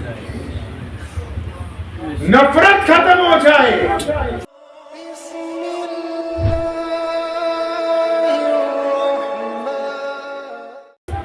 ایک خوبصورت معاشرہ بنایا جائے اس لیے مسجد بنائی ہے تاکہ ایک امام کی اقتداء کی جائے، اس کی اتباع کی جائے، اس کی پیروی اختیار کی جائے. اس لیے مسجد پر نماز تک خرچ بھی ہوئی جاتی نماز سے، تاکہ اکٹھے ہو کے نماز پڑھیں گے زیادہ ثواب ملے گا. اور پھر مسجد ہوگی. فجر کی نماز میں عبد الرحمن بھائی نہیں آئے، ظہر میں نہیں آئے، عصر میں نہیں آئے، مغرب میں نہیں آئے، تو عشاء میں تو 2-4 یار دوست جو نمازی ہوں گے وہ پوچھنے کے لیے جائیں گے کہ یار آج تو نماز کے لیے کیوں نہیں آیا؟ محمد رسول اللہ نے پوچھا ایک دن ابو بکر سے، آج فجر میں لیٹ آئے، کہاں گئے؟ یا رسول اللہ وہ عبد الرحمن بن عوف بہت بیمار تھے نا، ان کی تیمارداری کے لیے گیا تھا، 2 دن سے مسجد نہیں آئے وہ۔ مسجد کا مقصد فوت کر دیا ہم نے، نماز کا مقصد بھی فوت ہے، کوئی پتہ نہیں اگر کڑیاں نو بچیاں نو اگر پردہ کر لو برقع، اور ٹھیک ہے پردہ کرنا حکم ہے اسلام کا، برقع لینا چاہیے، لیکن جب ان کو کہا اللہ تعالیٰ نے، رسول اللہ نے کہا کہ تم لوگ چہرے پہ برقع رکھو، لباس کھلا ڈلا پہنو، تو ان کے ساتھ ساتھ ان مردوں کو بھی کہا کہ اپنی آنکھیں جھکا کے رکھا کرو، کسی کی بیٹی کی طرف گندی نگاہ مت ڈالو۔ یہ تو یاد ہے کہ بیٹی کو پردہ کرانا ہے، یہ نہیں یاد کہ بیٹے کو بتانا ہے کہ کسی کی بیٹی کی طرف بدتمیزی کی نگاہ نہ ڈالنا۔ یہ یاد ہے کہ مسجد میں کارپیٹ بچھانے، یہ نہیں یاد کہ مسجد میں اگر کوئی پیاسا آ جائے، کوئی بھوکا آ جائے، کوئی محتاج آ جائے، کوئی یتیم آ جائے تو اس کی قبر گیری بھی کرنی ہے۔ پیارے پیغمبر صلی اللہ علیہ وسلم کی مسجد ہے، دیکھیں آپ بخاری شریف پڑھیں، نبی علیہ السلام کی مسجد میں لوگوں نے آ کے سوال کیا، اور مسلمانوں نے نہیں، صرف سنو مزے کی بات، مسلمانوں نے سوال نہیں کیا کپڑے کا، روٹی کا، نہیں، مسلمانوں میں سے تو ایک نے سوال کیا تھا، یا رسول اللہ لے آؤ، کچھ ہے نہیں آج کھان پین دو۔ فرمایا کیا ہے تیرے پاس؟ یا رسول اللہ کچھ بھی نہیں۔ کچھ تو ہوگا۔ یا رسول اللہ ایک پھٹی ہوئی چادر ہے۔ فرمایا لے آؤ، چادر کی بولی لگائی، 2 دینار کی بیچی، 1 دینار کے لیے فرمایا کھانا خریدو گھر لے جاؤ، 1 دینار سے فرمایا کلاڑی خرید کے لاؤ، اور اپنے مبارک ہاتھوں سے دستہ لگا کے دیا۔ فرمایا مانگنا نہیں ہے، روزانہ لکڑیاں کاٹو، بازار میں بیچو، خود بھی کھاؤ، دوسروں کو بھی کھلاؤ۔ لیکن امی عائشہ رضی اللہ تعالیٰ عنہ کو فرمایا، عائشہ اگر میں گھر پہ نہ رہوں اور کوئی مانگنے والا آ جائے تو خالی نہیں جانا چاہیے۔ ایک غیر مسلم آیا، مکہ میں ایک مدینے میں قحط پڑا ہوا ہے، یا رسول اللہ کچھ کھانے کے لیے دیجئے۔ نبی علیہ السلام کے پیٹ میں پتھر بندھے ہوئے ہیں، پھر بھی فرمایا اس کو بٹھاؤ، کھانے کا انتظام کرو، کیونکہ جو نبی علیہ السلام کے پاس پہنچ گیا وہ خالی واپس نہیں جا سکتا۔ ایک غیر مسلم آیا، یا رسول اللہ سواری چاہیے۔ نبی علیہ السلام نے سواری پیش کی۔ پتہ یہ لگا کہ مسجد میں نماز کے ساتھ ساتھ اگر کوئی محتاج آ جائے، کوئی ضرورت مند آ جائے تو اس کی خبر گیری کرنا بھی مسجد والوں کی ذمہ داری ہے۔ لوگوں کی خیر خواہی کرنا بھی مسجد والوں کی۔ وہ کیسا بندہ اچھا متولی ہو سکتا ہے، وہ کیسا بندہ اچھا مولوی ہو سکتا ہے کہ جس کے پڑوس میں کوئی بیوہ بیٹھی ہو، کوئی یتیم بیٹھے ہوئے ہو، کوئی محتاج بیٹھے ہوئے ہوں، ان کی خبر گیری نہ ہو رہی ہو، اور ہم مسجد میں بلا کے بریانی کھاتے ہوئے ہو، تو ان کو اجے محمد رسول اللہ کا دین سمجھ میں نہیں آیا۔ محمد رسول اللہ صلی اللہ علیہ وسلم نے پریکٹیکل نظام دنیا کو دیا ہے۔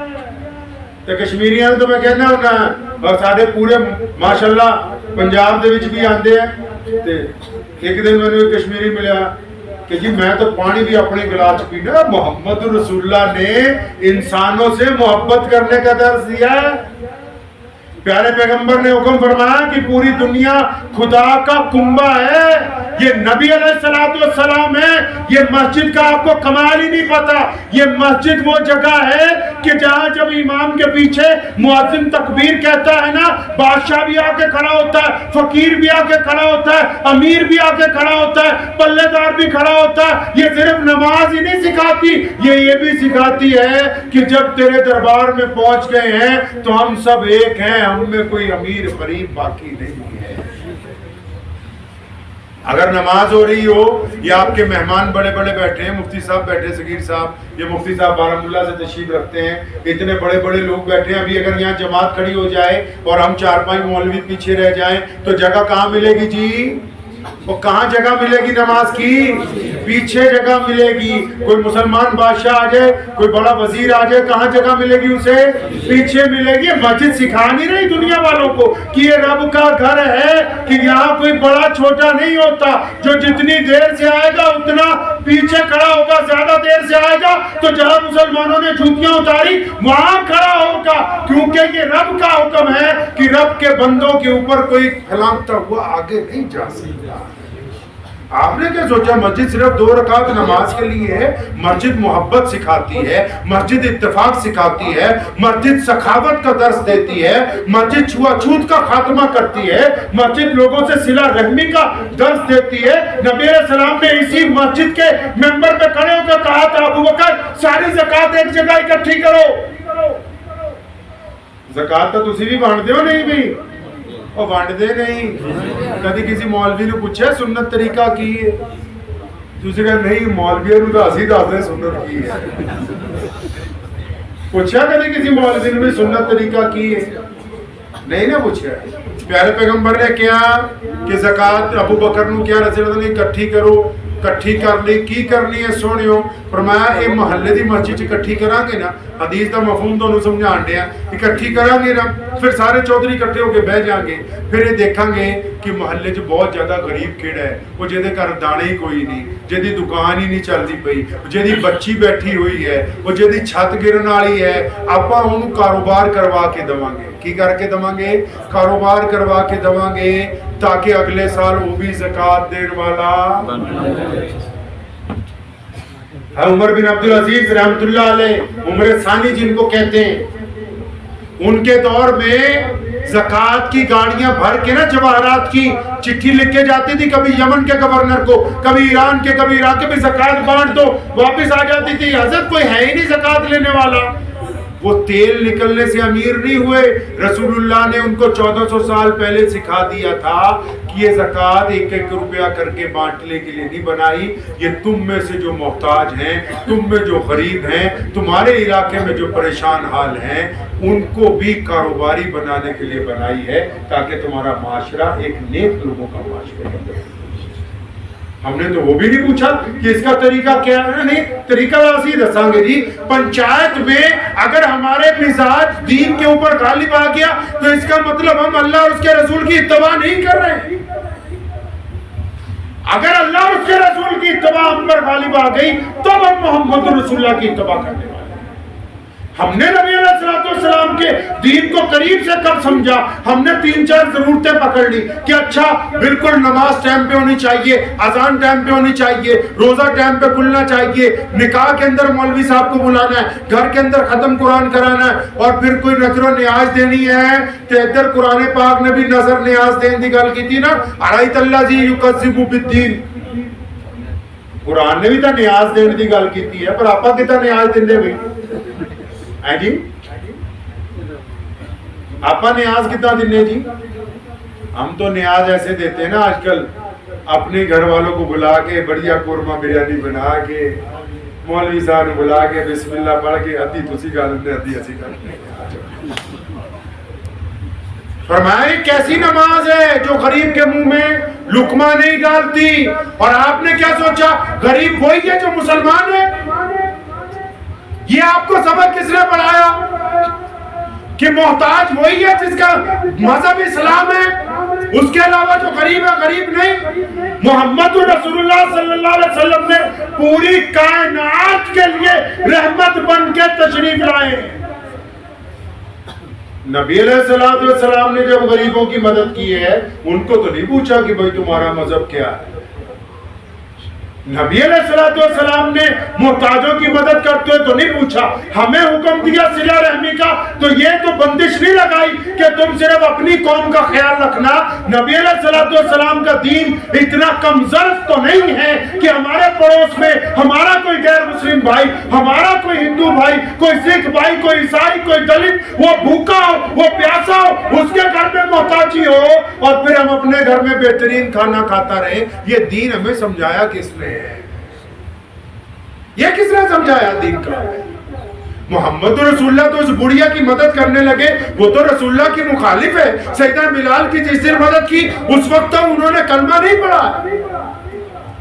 پیارے پیغمبر صلی اللہ علیہ وسلم نے ہمیں یہ درس دیا، ہمیں یہ پیغام دیا کائنات کے لیے، اور ہم کیا تھے پہلے؟ ہم تک جب تک دین نہیں پہنچا تھا ہماری حیثیت کیا تھی؟ آج ہمارے پاس جو عزتیں ہیں، ہمارے پاس جو وقار ہے، ہمارے پاس جو رسول اللہ کی ذات ہے، ہمارے پاس جو قبلہ ہے، ہمارے پاس جو قرآن ہے، ہمارے پاس جو عظمت ہے، یہ تو محمد رسول اللہ کی عطا کی ہے۔ جن کو خود عزت محمد رسول اللہ نے دی ہو وہ دوسروں کو عزت بانٹنے سے گھبراتے ہو بھائی؟ وہ دوسروں کے ساتھ صلہ رحمی کرنے سے پریشان ہو جاتے ہو؟ پیارے محمد صلی اللہ علیہ وسلم نے فراخ دلی کے ساتھ پوری کائنات کے سامنے اپنا دین رکھا ہے۔ محمد رسول اللہ صلی اللہ علیہ وسلم نے صرف انسانوں سے نہیں، جانوروں کے ساتھ، جانوروں سے بھی نہیں، درختوں کے ساتھ، صرف درختوں کے ساتھ نہیں، پانی کے ساتھ کوئی ایسا نبی علیہ السلام نے شعبہ نہیں چھوڑا جس میں نبی علیہ السلام نے ہمیں صلہ رحمی کرنے کا درس نہ دیا۔ لوگوں سے محبت کا درس دیا، دوسروں کی بیٹیوں کی عزت کا درس دیا، دوسروں کی عبادت گاہوں کی حفاظت کا درس دیا۔ پانی کے بارے میں فرمایا کہ جتنی ضرورت ہو اتنا استعمال کرو، باقی ضائع نہ کرو۔ کھیتیوں کے بارے میں فرمایا کہ ان کو دوسروں کی کھیتیوں کو پامال نہ کرو۔ ہم نے سمجھا بس دین اسی کا نام ہے کہ بھئی 5 ویلے نماز پڑھ لینی ہے، اس تو بعد اپنے گھر جانا ہے، اللہ اللہ خیر صلی اللہ۔ اگر آپ کا دین آپ کے مزاج میں شامل نہیں ہے، سن لیجئے بات کو دل کی تختی پر لکھ لیجئے، اگر آپ کا دین آپ کے مزاج میں شامل نہیں ہے، صرف زبان تک ہے، تو اللہ کے نزدیک آپ اچھے مسلمان نہیں بنے۔ آپ ابھی اچھے مسلمان نہیں بنے۔ آپ کا دین اگر آپ کی آنکھوں میں شرم و حیا لاتا ہے، آپ کا دین اگر اپنے عزیز و اقارب کی چغلی کرنے سے آپ کو روکتا ہے، آپ کا دین اگر اپنے پڑوسی پہ ظلم کرنے سے آپ کو روکتا ہے، آپ کا دین اگر کسی کی بیٹی کی طرف غلط نگاہ ڈالنے سے روکتا ہے، تو یقیناً آپ خوش قسمت ہیں۔ اگر آپ کا دین آپ کو برائیوں سے نہیں روک رہا تو اس کا مطلب اور اچھی طرح نماز پڑھنے کی ضرورت ہے، کیونکہ نماز ابھی فائدہ دے رہی ہے۔ کریں گے کوشش انشاءاللہ؟ کون سی والی؟ نبی علیہ السلام کی ایک سنت ہے، وہ اپنانی ہے انشاءاللہ تک۔ کوئی انشاءاللہ سنت کیڑی؟ گوشت کھانا لی؟ کئی آنے دا حلوہ کھانا ہوندہ، کہتے مٹھا کھانا بھی سنت ہے۔ سنت کیڑی جی؟ سنت ایک نبی علیہ السلام کی بڑی پیاری سنت ہے جو ہم لوگوں نے چھوڑ دی۔ وہ چھوٹی سی سنت ہے، اس سے فائدے بہت زیادہ ہیں۔ سنت یہ ہے کہ پیارے پیغمبر علیہ السلام نے فرمایا کہ بدگمانی کیا ہے جی؟ بدگمانی کفر ہے، جھوٹ ہے بدگمانی۔ نبی علیہ السلام کیا چاہتے ہیں کہ میرے دین کی اتباع کرنے والے لوگ مثبت سوچیں، پوزیٹیو سوچیں، دین کی اتباع کرنے والے لوگ اچھا سوچیں۔ اور ہم لوگ کیسے سوچتے ہیں اللہ معاف فرمائے؟ ہم لوگ یہیں پہ آ کے ہمارا کام سارا خراب ہوا ہے۔ ہم لوگ کیسے سوچتے ہیں؟ بھائیوں کے متعلق غلط سوچتے ہیں، پڑوسیوں کے متعلق غلط سوچتے ہیں، اپنے علماء کے متعلق غلط سوچتے ہیں، دوستوں کے متعلق غلط، بیوی بچوں کے متعلق۔ 24 گھنٹے جب آپ سوچتے ہی غلط ہیں تو اللہ نے تو کہہ رکھا ہے نا کہ میں اپنے بندے کے گمان کے ساتھ ہوں۔ وہ کیا ہے نا اللہ نے کہ بندے دے نال نال ہی ہیں۔ بندہ چاہے گا کہ میں خوشحال رہنا ہے، ساری دنیا کی طاقتیں لگ جائیں گی اللہ کی طرف سے، اس کو خوشحال کر دو۔ بندہ کہے گا کہ میں بدحال رہنا ہے، ٹھیک ہے پھر بدحال ہی رہنا۔ بندہ کہے گا میں نے عزت دار بننا، اللہ عزت دار بنا دیں گے۔ بندہ کہے گا نہیں جی میں تو اتنا ہی رہنا، پھر وہ اللہ کہیں گے اس کو ایسے رہنا۔ آپ کی سوچ کہاں پہ؟ نبی علیہ السلام کو صحابہ نے کہا یا رسول اللہ وہ فلاں بندے پہ ہمیں شک ہے، بے ایمان ہے، ناراض ہو گئے۔ فرمایا اس کی چھاتی پھاڑ کے دیکھیے، آپ تو خود ہی اندازہ لگا لیتے ہو بھائی، آپ تو خود ہی اندازہ لگا لیتے ہیں کہ فلاں اچھا ہے فلاں اچھا نہیں ہے۔ یہ تو نبی علیہ السلام نے منع فرمایا۔ دیندار لوگوں کی سب سے بڑی آج خرابی یہی ہے، نماز بھی پڑھتے ہیں، روزہ بھی رکھتے ہیں، دین کی باتیں بھی کرتے ہیں۔ کہا نبی علیہ السلام نے حدیث پاک کا مفہوم ہے کہ ایسے دیندار جو 24 گھنٹے اچھے عمل کرتے ہیں لیکن ان کے دل میں منافقت ہے، جب سوچتے ہیں برا سوچتے ہیں، امانت رکھو تو اس کے اندر خیانت کر دیتے ہیں، دوسروں کے راز فشا کر دیتے ہیں، تو یہ دیندار نہیں ہے، یہ بے ایمان ہے۔ انہوں نے ظاہری طور پر صرف دین کو اختیار کیا ہوا ہے۔ تو آج سے اچھا سوچیں گے انشاءاللہ، ذہنیت کو اچھا کریں گے انشاءاللہ، مثبت پوزیٹیو سوچنا ہے، پوزیٹیو، برا نہیں سوچنا ہے، خاص کر اپنے متعلق۔ آج کل سب سے بڑا مسئلہ آپ کا اپنا ہی بتاؤ، یار میرا تو کچھ بڑھنا نہیں، اللہ چاہتے ہیں میرا بندہ عزت دار ہو اور بندہ کہتا نہیں جی میرا نہیں کچھ بڑھنا۔ اللہ چاہتے ہیں اس کے پاس محتاجی نہ ہو. اللہ کو محتاج بندہ پسند نہیں. اللہ چاہتے ہیں اس کا کاروبار جائے یار میرا نہیں چلنا. اللہ چاہتے ہیں اس کی اولاد بہت اچھی ہو. نہیں جی میرے قسمت میں ایسی ہے نہیں جی. اس لیے سب سے پہلے تو اپنے متعلق اپنی رائے کو اچھا کیجئے اور اس کے بعد اپنے والدین کے متعلق اپنے بیوی بچوں کے متعلق. آپ نے اکثر سنا ہوگا, ہم لوگ اکثر غیر مسلموں کے پروگراموں میں بھی جاتے ہیں, میں نے وہاں بھی بہت دفعہ ایک بات سنی, آپ کے ہاں بھی سنی, اپنے بزرگ علماء کو بھی سنا. جب وہ دعا کرتے ہیں نا, جب دعا کرتے ہیں تو اللہ سے دعا مانگتے ہیں کہ یا اللہ پورے عالم کے اوپر اپنی رحمت فرما. کیا ہے پوری دنیا کا بھلا مانگتے نہیں جی؟ بولیے کہتے کہ نہیں کہتے؟ اچھا ایک دن ہم سوچنے لگے کہ ہم دعا تو پوری دنیا کے لیے مانگتے ہیں, یا اللہ پوری دنیا کا بھلا ہو جائے, پوری دنیا کا بھلا ہو جائے. تو میں نے سوچا ہماری دنیا کون سی ہے؟ اب ظاہر سی بات ہے جاپان تو نہیں میرا, فرانس تو نہیں ہے, میری دنیا کون سی؟ جب آپ غور کریں گے تو یہ جو ہم دعا مانگتے ہیں نا یا اللہ ساری دنیا پہ رحمت ہو, ہماری دنیا ہمارے ماں باپ, ہماری دنیا ہمارے بیوی بچے, ہماری دنیا ہمارے بھائی بہن, ہماری دنیا ہمارے پڑوسی, ہماری دنیا ہمارے محلے والے, ہماری دنیا ہمارے گاؤں کے لوگ, ہماری دنیا جو ہمارے ساتھ بچپن میں اسکول میں پڑھے وہ, ہماری دنیا ہمارے کاروبار کے ساتھی, ہماری دنیا ہمارے ساتھ سفر کرنے والے لوگ. تے اپنی دنیا جو 500 بندے نہ پڑھ پایا ہوا ہے دعا ساری, اپنی دنیا میں 500 لوگوں سے ناراضگی ہے اور دعا پوری دنیا کے لیے مانگ رہے ہیں. یہی ہے وہ دنیا, پوری دنیا یہی جو اللہ نے آپ کے اختیار میں دی ہے. اس دنیا کو تو اچھا بناؤ, اس دنیا کو تو خوبصورت بناؤ. کیا کچھ لوگ ایسے ہیں جو آپ کی شکل دیکھ کے گھبرا جاتے ہیں کہ مجھے گالی نہ دے, تو اس کا مطلب آپ دنیا کے بدترین انسان ہیں. کیا کچھ لوگ ایسے ہیں جو آپ کی موجودگی میں بے چینی محسوس کرتے ہیں, تو اس کا مطلب آپ نے ابھی دنیا میں رسول اللہ کا نمائندہ بننے کی کوشش نہیں کی ہے. کیا کچھ لوگ ایسے ہیں جو آپ کی شکل دیکھ کے کہتے ہیں کہ وہ ٹھگ آ رہا ہے, تو اس کا مطلب آپ اپنی دین کے اوپر چلے نہیں ہیں. اس لیے لوگوں کو سمجھانے کی بجائے, میرے والد شیخ اسلام مولانا حبیب الرحمن لدھیانوی رحمۃ اللہ علیہ کے پاس کوئی بھی آتا تھا نا, انہوں نے کہا حضرت جی وہ فلانا مولوی, وہ یہ پوچھا کرتے تھے پترا اپنا دین لے کی کیتا, آپ نے دین کے لیے کیا کیا؟ یہ اپنا ایک ہاتھ دل پہ رکھیے ذرا دل پہ ایک ہاتھ, اپنے دل کو ذرا پوچھئے کیا کبھی کسی روتے ہوئے کو ہنسایا ہے؟ پتہ نہیں آپ لوگ کون سے دین کی باتیں کرتے ہو. میرے نبی کی سنت ہے روتوں کو ہنسانا. اس دل سے پوچھو کہ کبھی اپنی ماں کے پیر دبائے ہیں بیٹھ کے؟ اچھا کبھی پیار سے اپنے باپ کی طرف دیکھا ہے؟ کبھی کسی اپنے بھائی کو گلے لگائے؟ کبھی چھپ کے اپنے کسی پڑوسی کے پاس گئے ہو کہ یار یہ 5-10 ہزار رکھ لے, تیرے گھر میں کام نہیں چلتا, میرے سے لے لے, کسی کو بتانا نہیں. کبھی اپنی بہن کی چھپ کے مدد کی ہے کہ میری بیوی کو نہ پتہ لگے, تو رکھ لے, تو پریشان ہے. بتاؤ تو صحیح, کیا کبھی کسی غریب کو اٹھا کے لے گئے کہ ہاں میں تجھے کسی ہوٹل میں بہترین کھانا کھلاؤں گا؟ کبھی چلتے گاڑی روکی ہے کہ یہ فلاں محتاج کو روزانہ میں دیکھتا ہوں کہ اس کے کپڑے پھٹے ہوئے, میں اس کو کچھ لے دوں؟ ایسا کیا کبھی کچھ کیا ہے؟ خود کیا ہے؟ ہماری زندگی کیا کہتی ہے ہم نے کیا کیا؟ کبھی کار روک کے رستے سے 4 اینٹیں پتھر ہٹائے کہ میرے بعد کوئی رات کو گزرے گا گر نہ جائے؟ کبھی کسی کی مدد کی ہے؟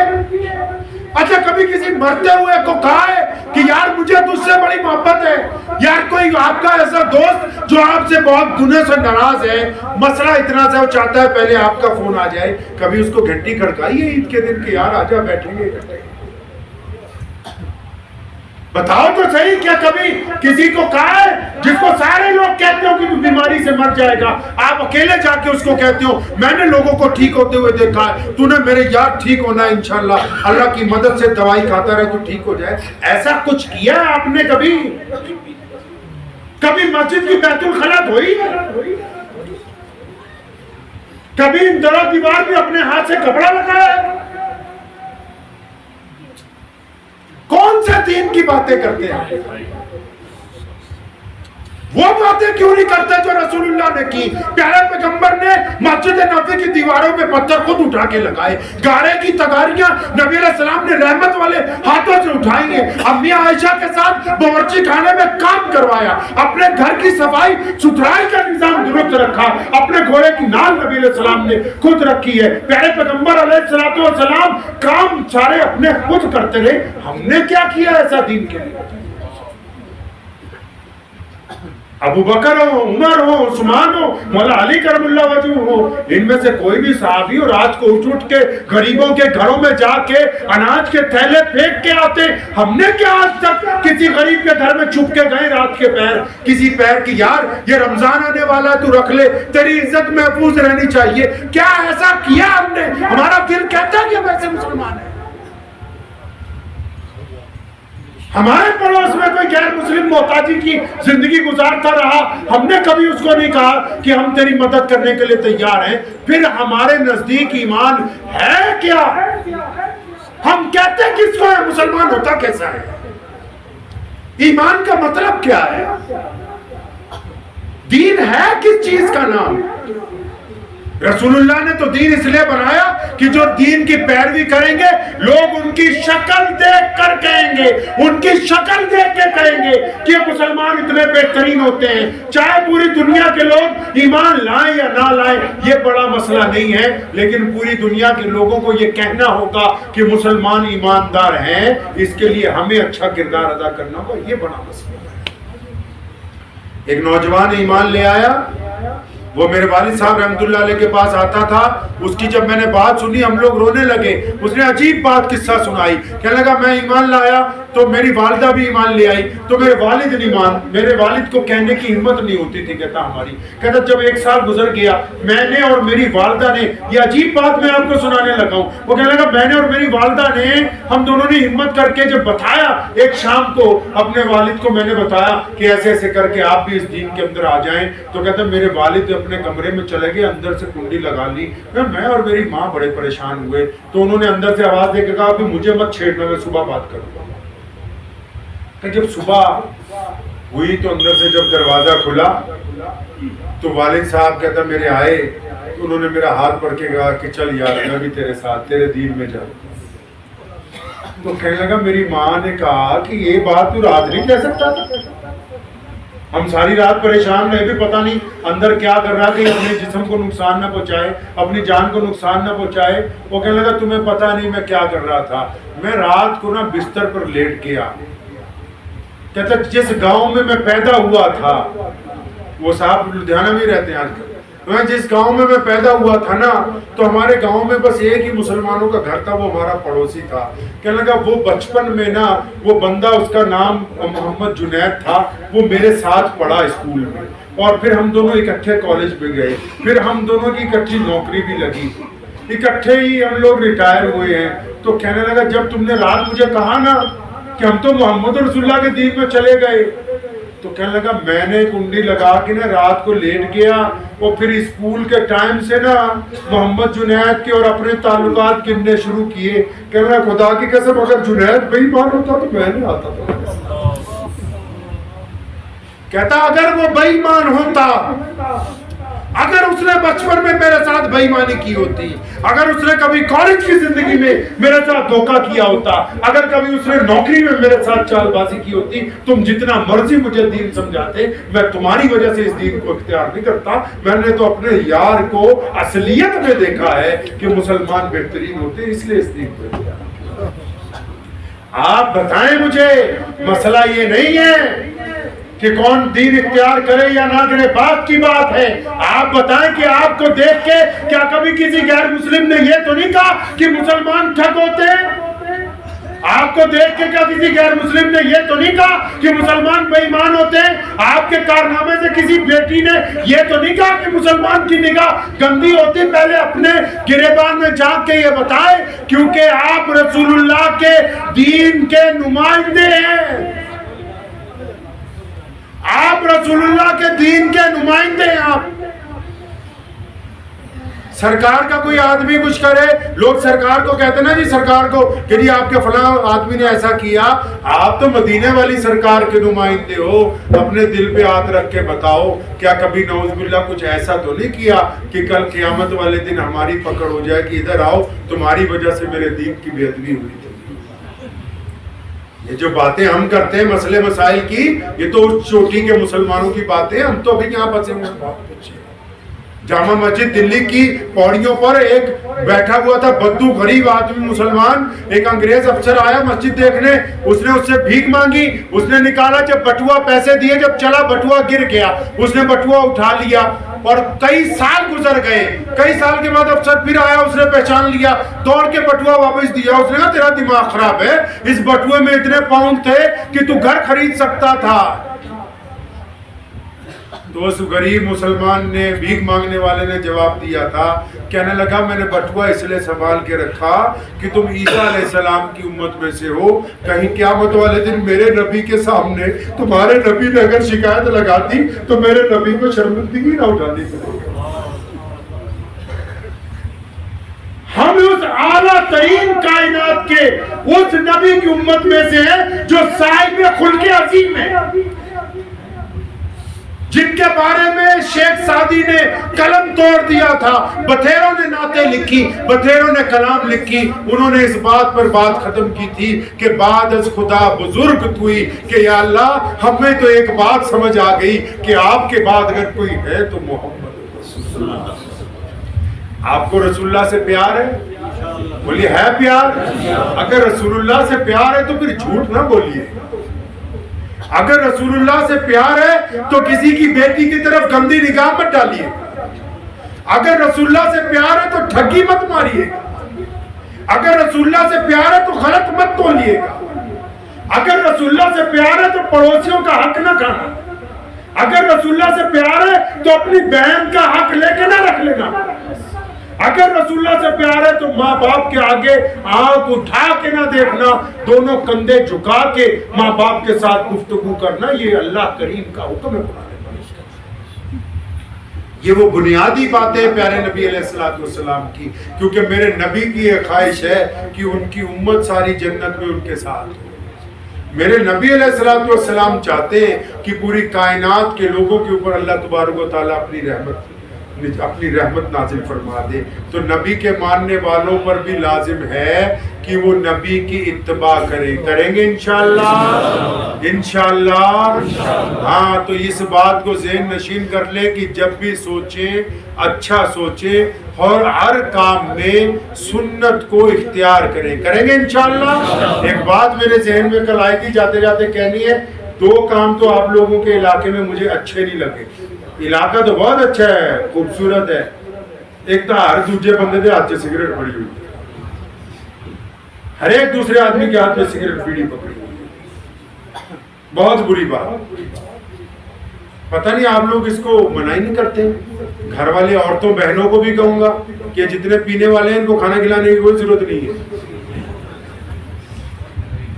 ہر ایک کے ہاتھ میں پکڑی ہوئی ہے بھائی، ہر دوسرا تیسرا آدمی.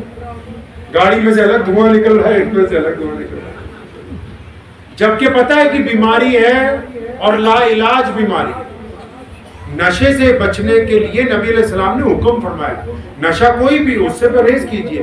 نشہ خریدنا بھی گناہ، نشہ بیچنا بھی گناہ، نشے والے کی مدد کرنا بھی گناہ، نشہ کرنا بھی گناہ. اور دوسری بات یہ کہ جن حضرات نے بھی داڑھی رکھی وہ سنت کے مطابق رکھیں، کم از کم اتنی ہو کہ محسوس ہو کہ یہ بہترین جو ہے اچھی داڑھی. جب آپ نبی علیہ السلام سے پیار کریں گے نا تو آپ کی زندگی میں تبدیلی آ جائے گی. یاد رکھو دین فتووں سے نہیں سیکھا جا سکتا، دین سیرت سے سیکھا جا سکتا ہے. فتوے سے تو بندہ پابند ہو سکتا ہے نا، لیکن جب عشق ہو جائے گا تو پھر اس پیروی کو اختیار کرے گا جو محمد رسول اللہ صلی اللہ علیہ وسلم کی پیروی ہے. تو دعا بھی کیجیے، عصر کی نماز کا وقت بھی ہو گیا ہے، پھر دوبارہ حاضر ہوں گے انشاءاللہ تعالی. یہ بڑی قربانی ہے ان حضرات کی کہ بیٹیوں کا یہاں مدرسہ بنایا. آپ کو شاید پتہ نہیں، کئی لوگ کہتے ہیں ماڈرن اسلام کو، اسلام سے زیادہ جدید مذہب دنیا میں کون سا ہے؟ مولا علی کرم اللہ وجہہ نے کہا یا رسول اللہ، فرمایا رشتہ مانگنے آیا فاطمہ کا، اللہ بھی چاہتے ہیں، اللہ بھی چاہتے ہیں کہ مولا علی کا رشتہ، لیکن پیارے پیغمبر نے کیا کہا، رک جاؤ، پہلے کس سے پوچھنا ہے؟ وہ اتنا جدید مذہب ہے، بیٹیوں سے بغیر پوچھے فیصلہ نہیں، اتنا جدید مذہب ہے کہ حضرت امی خدیجہ الکبریٰ کاروبار بھی کرتی ہیں، اتنا جدید مذہب ہے کہ نبی علیہ السلام کے سفر میں امہات المومنین ساتھ میں جاتی ہیں، اتنا جدید مذہب ہے کہ مسلمان ایک مدت تک اپنے سارے فتوے امی عائشہ رضی اللہ تعالیٰ عنہ کی چوکھٹ سے لیتے رہے۔ کون کہتا ہے کہ بیٹیوں پہ اسلام نے پابندی لگائی؟ یہ تو عظمت والی بات ہے کہ رسول اللہ نے بیٹی کو اللہ کی رحمت بتایا، اور یہ آپ کے لیے خوش قسمتی کی بات ہے، یہ جن لوگوں کے سروں پر پگڑی رکھی گئی، یہ ان کی بیٹیوں نے تو آج ان کے سر کے اوپر عزت کی پگڑی رکھوائی، یہ بیٹیوں نے تو ان کا سر اونچا کیا ہے۔ تو اپنی بیٹیوں کو خوب پڑھائیے، اور مدرسے والوں سے بھی گزارش ہے کہ جدید تعلیم جو عام تعلیم ہے دوسری، وہ بھی ساتھ میں مدرسے میں دیجئے۔ اور آپ حضرات کو ایک بات بتاؤں، جتنے لوگ مدارس میں جاتے ہیں اپنے علماء کا اکرام کیا کرے، علماء کا احترام کیا کرے۔ اگر آپ علماء کی اتباع اور پیروی کریں گے، آپ کی زندگی میں سکون آ جائے گا۔ اگر آپ عام لوگوں کے ساتھ دوائی لیں گے، مطلب بنا MBBS ڈاکٹر کے ہر ایک بندے سے فتویٰ لیتے پھریں گے، تو آپ کی زندگی میں دین آنے والا۔ دعا کیجئے، وقت بھی ہو گیا، اللہ کریم مجھے بھی آپ سب کو بھی اس کے اوپر عمل کی توفیق عطا فرمائے۔